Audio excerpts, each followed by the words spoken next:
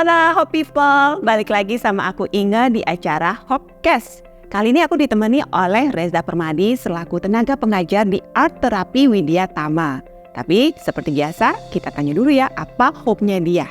Dan nanti di akhir acara baru kita bahas. Halo, selamat datang Mas Reza. Halo Mbak Inge. Nah, ini kebiasaan kita nih. Semua narasumber kita akan tanyain hope-nya apa. Terus nanti kita akan bahas di akhir Hopcast. Tulis ya. Iya.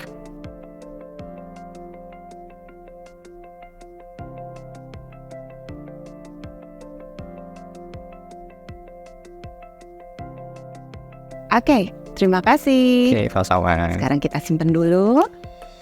Oke, so Kak Reza, Art Therapy Center Widya Tama. Boleh dijelaskan mungkin buat Hope People apa sih yang menjadi dasar terbentuknya Art Therapy Center Widya Tama ini dan mungkin sedikit tentang visi misinya. Oke. Nah, yang pertama sebetulnya Art Therapy Center Widya Tama itu kita terbentuk didasari dari dua. Yang pertama adalah permintaan para orang tua itu sendiri sebetulnya. Nah, kebetulan saya dengan Ibu Dr. Anne selaku founder itu sudah bergerak di dunia disabilitas dari tahun 2010 atau 11 kurang lebih, yang memang sebelum di Art Therapy Center Widya Tama ini. Nah, pada saat itu kami banyak menyelenggarakan kegiatan-kegiatan seperti Hari Autisme Sedunia, Hari Disabilitas Internasional gitu. Dan itu banyak sekali anak-anak dengan lulusan SLB setingkat SMA derajat yang tidak ada aktivitas apa-apa lagi. Nah, jadi orang tua itu bertanya, anak kita setelah dari pendidikan menengah atas itu mau kemana ya gitu. Nah, kebetulan yang kedua adalah tingkat penyerapan ketenaga kerjaan di Indonesia khususnya, di Jawa Barat khususnya, memang terserap penyandang disabilitas itu khususnya yang fisik, yang katakanlah dari segi tunarungu gitu, yang memang secara mental memang tidak ada hambatan. Nah, yang mental ini menurut penelitian dari Ibu Dr. Anne juga tingkat kelahiran mental ini tertinggi khususnya di Jawa Barat. Nah, ketika tingkat kelahiran mental ini tertinggi, terus dia ikut mengenyam pendidikan dari SD, SMP, SMA. Nah, sedangkan dari yang SMA mau ngapain itu di industri juga belum tentu bisa menerima. Karena ini dari beberapa pihak industrinya juga nggak paham gitu bagaimana menerima anak-anak ini.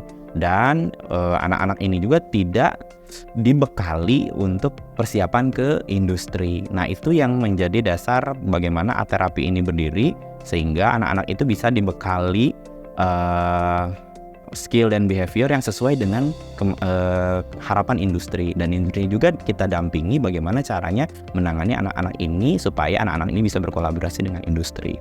Seperti itu. Jadi bisa dibilang karena ini jenjang setelah setelah SMA. Ya, betul. Diberikan apa nih supaya mereka bisa lebih siap lagi secara mental, secara skill tuh mereka dapat apa dari sini? Iya. Kalau Art Therapy sendiri sebetulnya kita lembaga pendidikan vokasi yang berbasis seni dan desain untuk para penyandang difabel.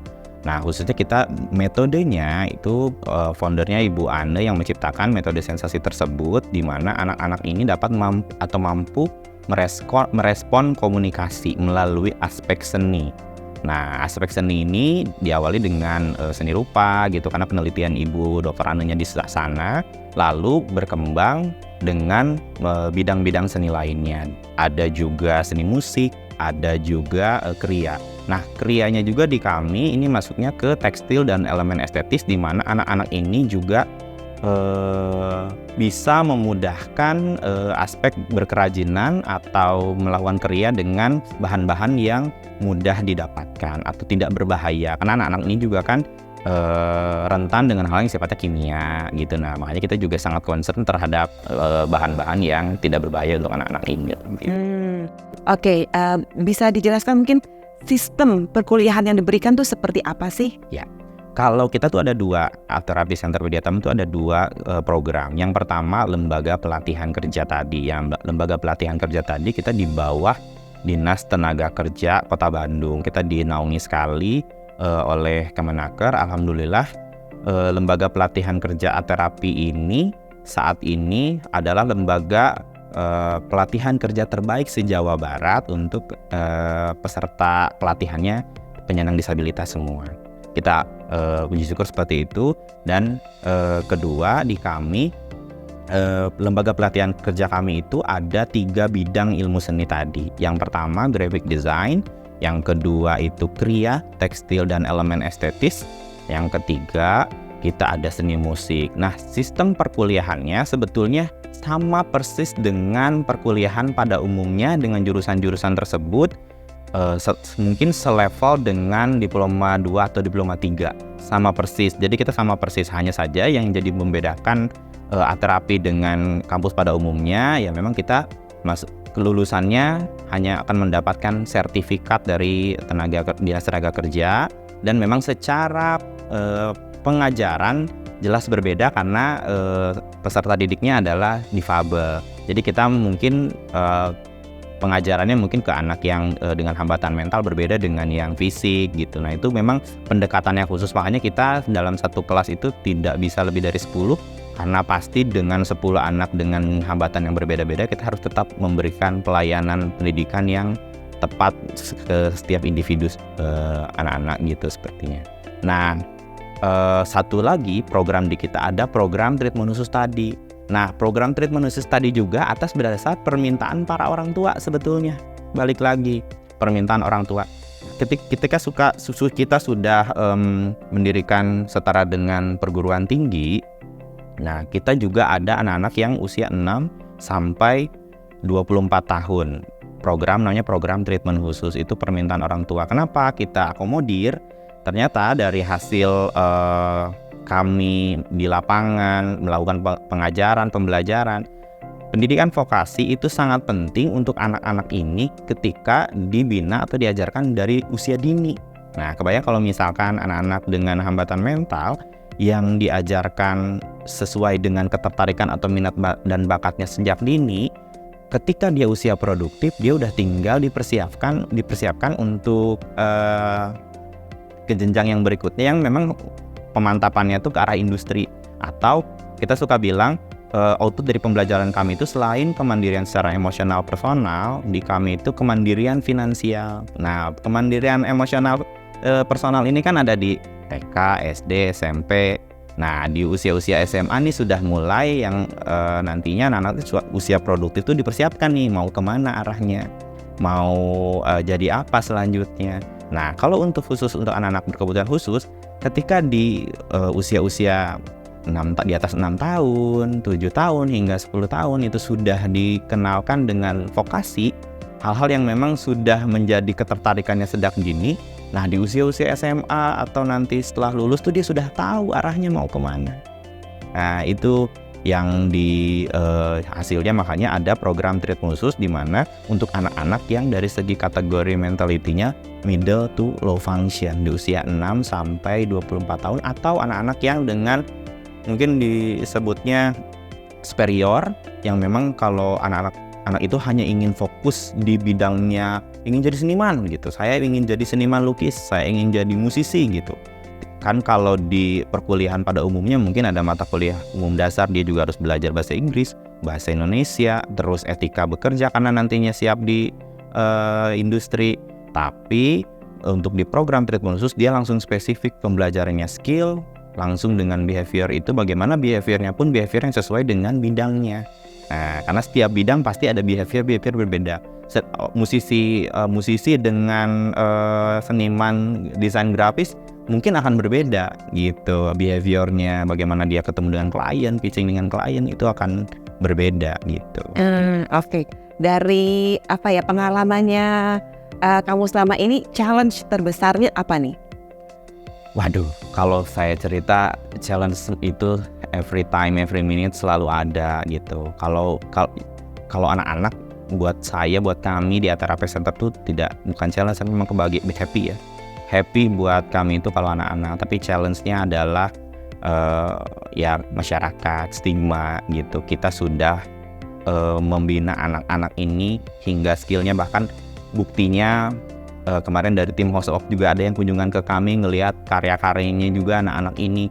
Tapi setelah karya-karyanya ada adalah bagaimana karya ini bisa diterima di masyarakat, bagaimana anak-anak ini bisa bersaing khususnya di dunia industri gitu kan. Itu yang kita antarkan anak-anak ini ke masyarakat, ke industri. Ayo dong, kolaborasi dong sama anak-anak kita, karena karyanya sudah terbukti, anak-anak ini punya karya. Nah, challenge-nya adalah masyarakat itu sendiri, stigma-stigma yang bermunculan berkaitan dengan stigma sosial gitu kan, stigma-stigma hal-hal yang sifatnya dari aspek psikologis atau kesehatan. Nah, itu memang challenge besar buat anak-anak kami terjun di dunia masyarakat, dan itu kita juga dampingi sampai mereka selesai juga. Kita setelah lulus kita juga mesti merasa kayak punya tanggung jawab untuk mereka bisa bersanding dengan industri, dengan masyarakat lainnya, atau yang bergerilya sendiri membangun ekosistem bisnisnya sendiri. Itu kita juga dampingi gitu. Oke. Kayaknya kan sebagai seorang educator nih, menurut kamu tuh sepenting apa sih anak-anak ini berpendidikan? Sangat penting anak-anak ini tuh punya pendidikan. Tapi mungkin pendidikan di kita itu, kalau untuk anak-anak ini yang saya alami kan, kebetulan saya juga di Art Therapy ada kegiatan roadshow setiap tahun. Nah, roadshow itu kita datang ke sekolah-sekolah gitu untuk mengedukasi, memberikan layanan program di Art Therapy Center. Kita suka menggaungkan namanya Sustainability Vocational Education. Jadi ketika anak-anak ini sustain, diajarkan pendidikan vokasi sejak dini hingga dewasa. Nah, jadi di kami itu di program pasca menengah atas sudah tinggal membina behaviornya lagi, bukan behavior dasar gitu, tapi sudah behaviornya behavior industri. Karena untuk hal ini sifatnya ketertarikan, minat dan bakat sudah ada dikenalkan dari SD, SMP, SMA. Nah, behavior jelas diajarkan dari SD, SMP, SMA. Nah, setelah di pasca SMA kita tinggal mematangkan skillnya di bidangnya dan mematangkan behavior, dan behaviornya yang akan ke industri. Nah, sedangkan yang kami temukan di lapangan adalah tidak sampai di kami itu masih belum terbangun behaviornya. Bahkan ada siswa yang di SD, SMP, SMA itu sudah lulus SMA, katanya dapat ijazah pula ya, dapat ijazah tapi komunikasinya aja belum terbangun. Nah, ini pendidikan yang merata khususnya untuk anak-anak difabel itu, bagaimana setiap anak mendapatkan pendidikan yang sesuai dengan minat bakat, kompetensinya, kemampuannya gitu. Itu harus karena setiap anak ini punya hambatan yang berbeda-beda. Jelas anak misalkan autis berbeda dengan ADHD, berbeda dengan Down syndrome. Nah, itu semua harus mendapatkan pendidikan yang sesuai dengan bidangnya gitu. Menurut Aicha nih, secara personal, menurut kamu tuh pendidikan untuk anak-anak IBK di Indonesia, di Bandung atau di Indonesia sudah merata, atau kita masih punya PR yang cukup banyak? Puji syukur ya, kalau saya sih melihatnya kalau di Bandung ini sudah bagus, sekarang sudah melek nih Bandung nih. Dari Art Therapy berdiri dari tahun 2014 itu, seiring berjalannya waktu yang saya lihat di lapangan adalah Bandung menjadi banyak yang aware dengan anak-anak ini, dimulai dari sekolah-sekolah yang sekarang sudah banyak menerima anak-anak ini dengan sistem-sistem inklusi, baik itu dari yang swasta atau negeri, berlomba-lomba untuk membuat kurikulum khusus untuk anak-anak ini. Dan yang paling banyak di Bandung itu komunitas, organisasi pemerhati anak-anak ini sudah mulai banyak sekali yang mulai peduli anak-anak ini bisa dibina secara behavior, secara skill, dengan berbagai bidang gitu. Nah, untuk skop Indonesia mungkin yang saya ketahui adalah ini tidak merata, pendidikan ini tidak merata bagi anak-anak yang misalkan di pedalaman atau di tempat-tempat yang memang minim edukasi gitu. Nah, sekarang juga bagaimana masyarakat ini bisa teredukasi, paham bahwa misalnya anak ini terindikasi autis, tapi ada beberapa masyarakat kan yang nggak tahu dengan kondisi anak itu autis, kan mungkin saja disangkanya ODGJ gitu. Nah, itu yang edukasi-edukasi yang bukan hanya untuk anak-anak ini, tapi untuk masyarakat juga gitu, yang memang harus merata di seluruh Indonesia, bukan hanya city sentris seperti Jakarta, Bandung, Bali gitu, atau Yogyakarta, tapi di pinggir-pinggirannya itu banyak banget, mungkin saja ada yang nggak terdata. oleh Badan Statistik gitu. Iya. Dan mungkin boleh dikasih tahu lagi nih buat Hope People sama masyarakat secara umum, di ATC Widya Tama ini program pelatihan yang dikerjakan tuh dalam hal apa aja? Iya, mungkin sedikit tadi saya sudah jelaskan kalau program pelatihan di kami itu ada 2. Yang pertama, 1 itu ya lembaga pelatihan kerja dengan jurusan desain grafis, seni musik, dan kriya, dan program treatment khusus untuk anak-anak khusus yang memiliki hambatan mentalnya dari kategori mental itu middle to low function, seperti itu. Nah itu untuk anak-anak yang masih perlu penanganan khusus, masih ada tantrum atau fokusnya belum terbangun, itu masuknya di program treatment khusus. Tapi yang program treatment khusus juga itu metode pendidikannya, metode pembelajarannya tetap seni. Jadi dia pintu masuknya lewat seni rupa, lewat desain grafis, lewat seni musik dan kriya, itu tetap basic pengajarannya kita di art gitu. Nah jelas kalau karena kita namanya juga art terapi, anak-anak yang bisa dibina oleh kita yang punya ketertarikan di bidang seni dan desain ya. Kalau minat dan bakat mungkin bisa diasah ya. Yang penting anak tersebut punya ketertarikan di bidang art gitu. Oke. Kalau teman-teman Hopcast butuh nih informasi lebih jauh tentang art terapi ini, bisa didapat di mana? Mungkin bisa dikasih tahu. Kita aktif di YouTube channel Art Therapy Center Widya Tama. Terus kita juga ada Instagram kami di WSM_ATC Widya Tama. Itu bisa dicek juga. Atau misalnya kalau melihat karya-karya kita yang sudah ada, bisa di ATC_Widya Tama Instagram kami. Oke, untuk karya-karyanya nih, misalnya yang karya seni, apakah dipajang di situ untuk bisa dibeli? Ya, kebetulan kita sampai akhir April ini sedang ada pameran di The Trans Luxury Hotel. Nah itu kita bisa lihat karya-karyanya di The Trans Luxury Hotel. Kalau misalnya mau beli karya-karya secara langsung, yang kita persilahkan juga untuk berkunjung ke Art Therapy Center sendiri, karena kita di sana ada galerinya, bisa lihat mau itu lukisan, mau itu bentuknya fashion, atau perusahaan atau perseorangan yang mau order karya-karya anak ini diperuntukkan untuk hal-hal yang sifatnya komersial, itu bisa. Oke, gitu. That's nice. So check it out ya YouTube-nya, dan kita mensupport karya-karya dari para IBK ini. Sudah waktunya kita membuka kotak harapan. Aku bacakan ya. Oke. I hope we always listening, understanding, and delivering. Oke. Thank you so much. So terima kasih untuk waktunya, untuk sharingnya. Dan satu hal yang mungkin aku penasaran ya tadi, ini kan untuk anak-anak dengan IBK tapi jenjangnya in a way kayak universitas lah ya. Untuk yang dari luar Bandung, apakah ada dormitory-nya untuk mereka tinggal gitu? Nah, justru kalau kami itu sebetulnya ya pada dasarnya tuh nggak setuju sebetulnya hal yang sifatnya boarding school atau dormitory, karena bagaimanapun di pendidikan kami itu anak-anak ini kita tuh hanya fasilitator yang cuma beberapa jam. Pendidikan terbaik dan terapi terbaik untuk anak-anak adalah kembali lagi di rumah, keluarga, dan orang tua. Jadi harus ada peran orang tua. Tapi kita juga ada anak-anak yang memang dikategorikan secara kemandirian memang sudah mampu. Nah, anak-anak ini reguler. Jadi anak-anak ini ada yang kos juga di sekitaran kampus. Pasti kita akan fasilitasi lokasi-lokasi yang memang anak itu bisa membangun kemandirian, kos-kosan dekat kampus, atau misalnya biasanya orang tuanya ada yang tanya berkaitan dengan apartemen dekat kampus supaya anak itu juga bisa koneksi secara mandiri. Nah paling kalau yang orang tuanya masih agak khawatir, kita suka sarankan untuk mencarikan ibu asuh atau orang tua asuh yang tinggal bersama anak ini supaya bisa anak ini bisa ada dikontrol ketika di rumah atau di kos-kosan seperti itu.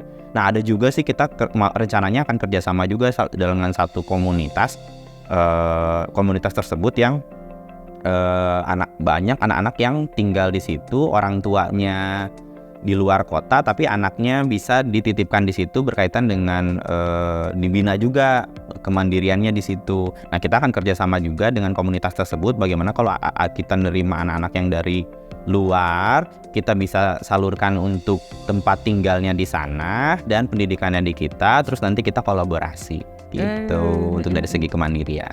untuk kolaborasi misalnya anak-anak yang belajar di situ terus sekalian magang, memungkinkan nggak tuh? Apa sudah berjalan atau ada ke arah sana? Iya.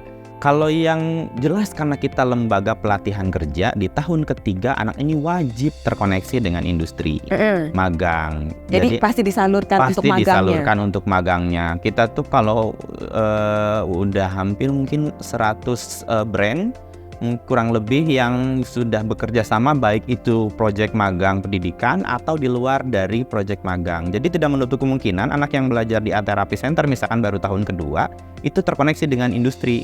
Ada beberapa brand, misalnya brand kopi Starbucks Indonesia itu bekerja sama dengan kita juga, yang memang anak-anak ini misalkan dia datang ke sini, dia datang ke Art Therapy, terus suka dengan karya anak-anak ini, yang nantinya misalkan pengen dong karya anak ini dijadikan visual merchandise dari Starbucks atau official merchandise dari Rexona. Itu anak-anak itu bisa dapat koneksi dengan industri walaupun dia belum waktunya di semester magang.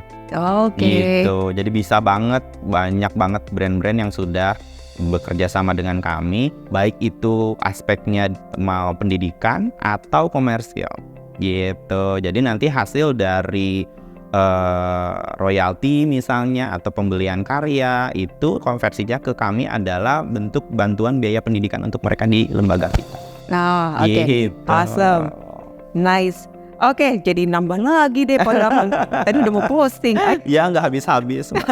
Thank you so much untuk waktunya, untuk sharingnya. Thank you banget. Baik, terima kasih Hope People udah dengerin Hopcast aku dengan Kak Reza ini. Jadi sampai jumpa dan semoga bisa lebih maju lagi. Amin. Lebih banyak lagi ngebantu anak-anak di luar Bandung bahkan. Amin. Siapa tahu punya cabang-cabang tempat lain, tempat lain. Amin. Mudah-mudahan ya. Thank you ya guys. Sampai jumpa di Hopcast berikutnya.